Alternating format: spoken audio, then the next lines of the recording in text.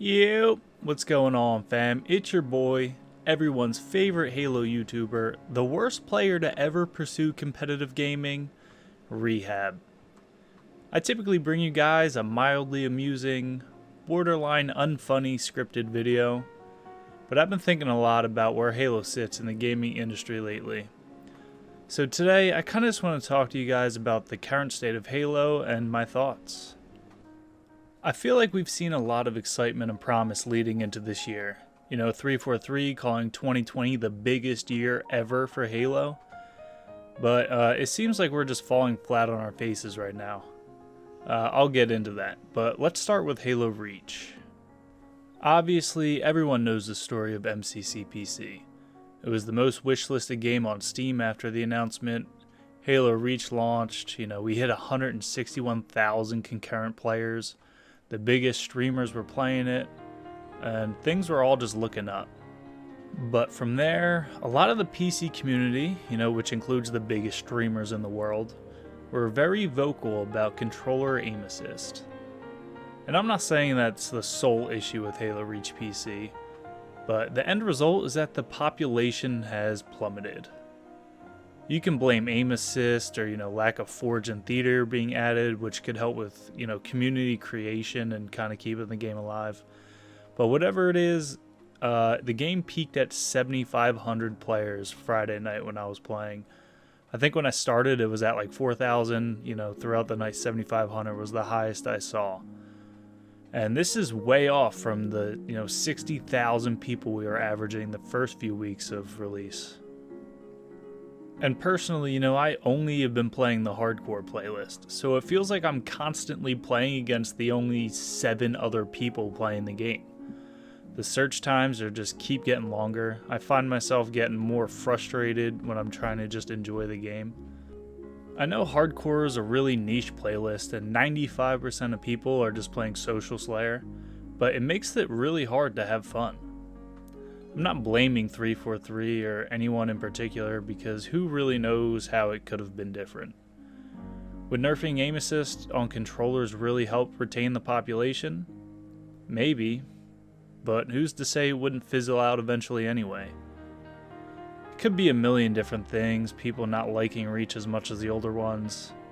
Maybe the masses are just waiting for Halo 2 or Halo 3, I don't know. But I feel like the gaming market just doesn't care for arena shooters. And that's kind of depressing being a Halo fan. Halo is my favorite franchise. I love the arena shooter aspect. Fighting for map control and power weapons.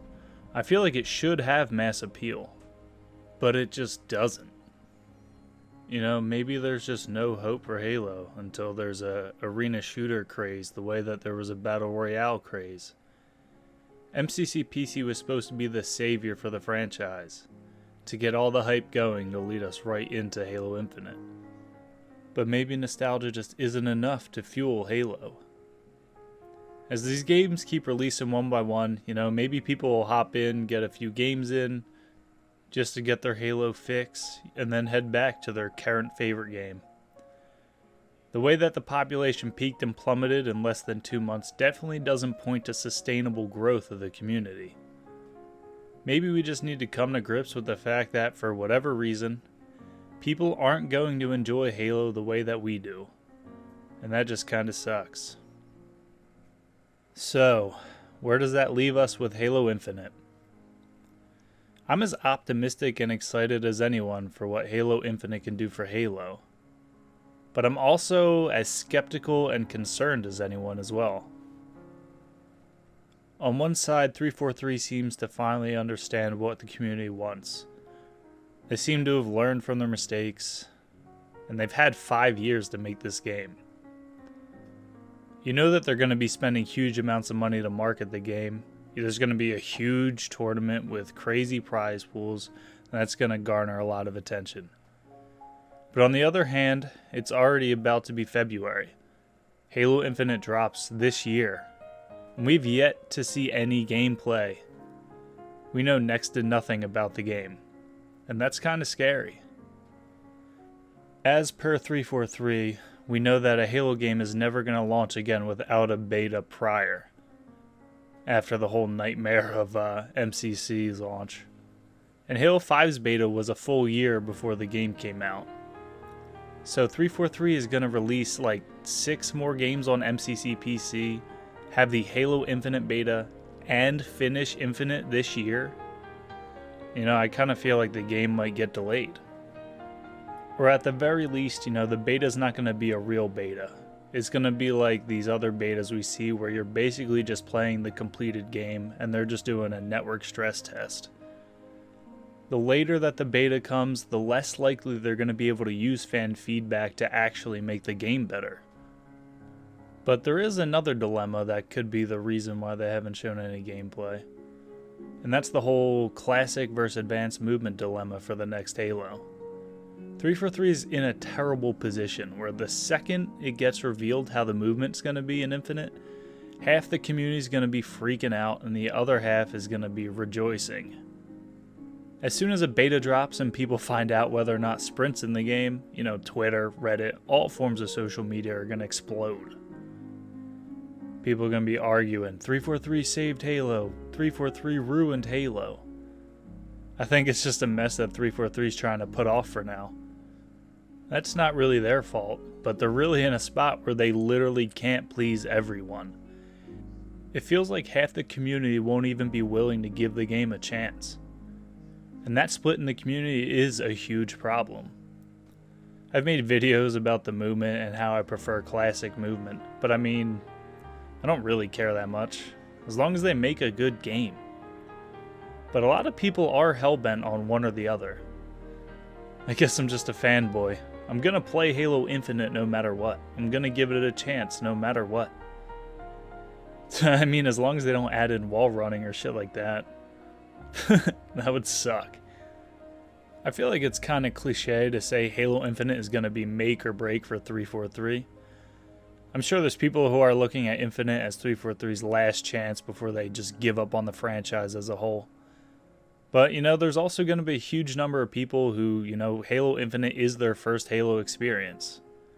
There are also people who checked out of Halo back when Reach was bad, or when 4 was bad.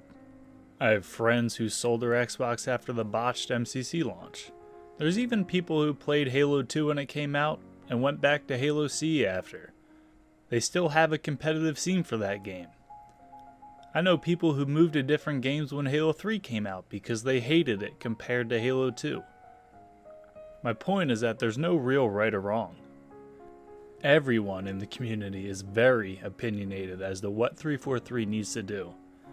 But no one knows if their way is going to bring success back to Halo. They just blurt out exactly what they want.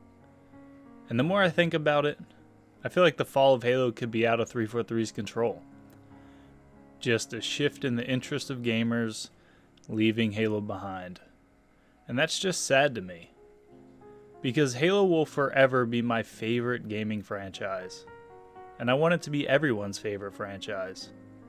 I want everyone to love the game just like I do. Just like we do. But it's starting to feel like that isn't even possible. Alright guys, that's all I have for this video. Kinda just wanted to share my thoughts and see how everyone else felt about the current state of Halo and where we sit in the whole gaming industry. Like I said, I'm very excited for what Halo Infinite could be. But based on the recent track record, I'm just scared that it's gonna fall short. Thanks for watching. Later.